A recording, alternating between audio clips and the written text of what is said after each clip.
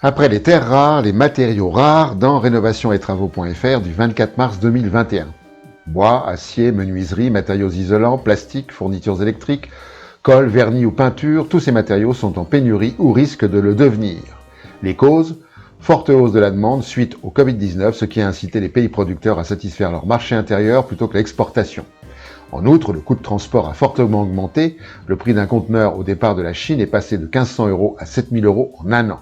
On s'attend donc à une hausse importante des prix de matériaux de construction.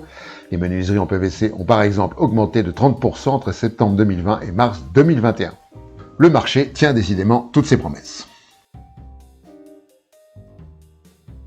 Ces villes qui s'enfoncent dans le sol dans Novetic.fr du 2 avril 2021.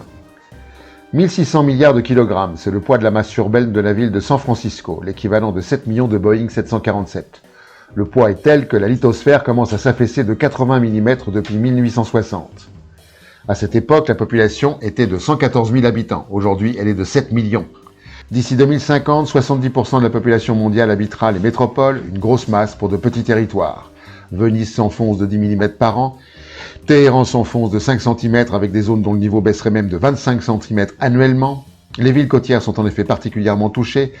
Lagos d'ici 2050 pourrait être totalement submergée. À Jakarta, certains quartiers se sont enfoncés de 2,50 m par an. Les raisons du désastre, le pompage excessif des eaux souterraines, dragage de sable pour la construction, etc. D'ici 2040, 19% de la population mondiale sera concernée par l'affaissement des sols, soit 635 millions de personnes. La compagnie Total, une criminelle endurcie dans la relève-et-la-peste.fr du 26 septembre 2020.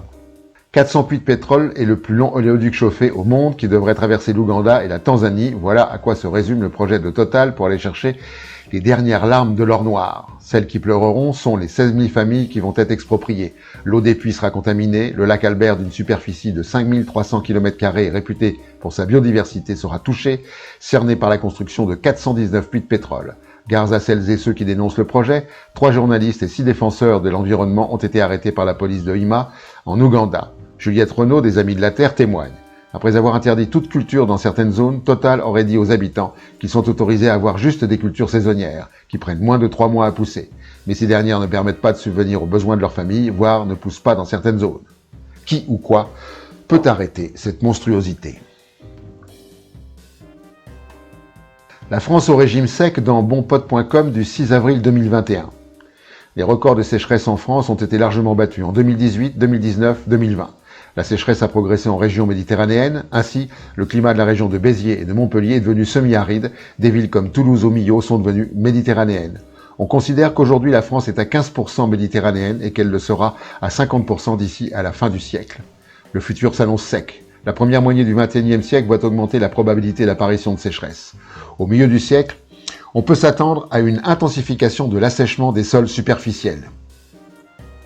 Dans les années 2080, une grande partie du territoire connaîtra selon toute probabilité de très longues sécheresses du sol, quasiment sans retour à la situation du climat actuel.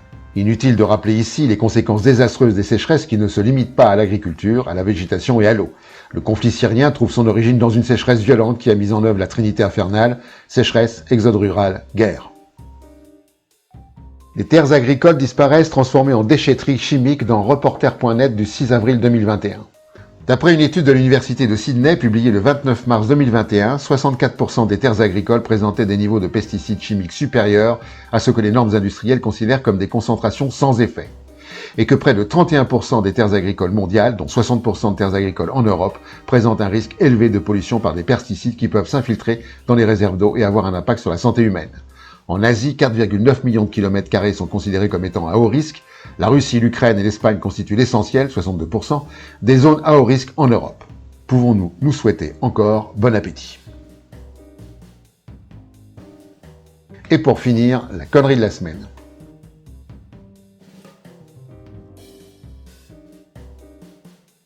À la prochaine fois.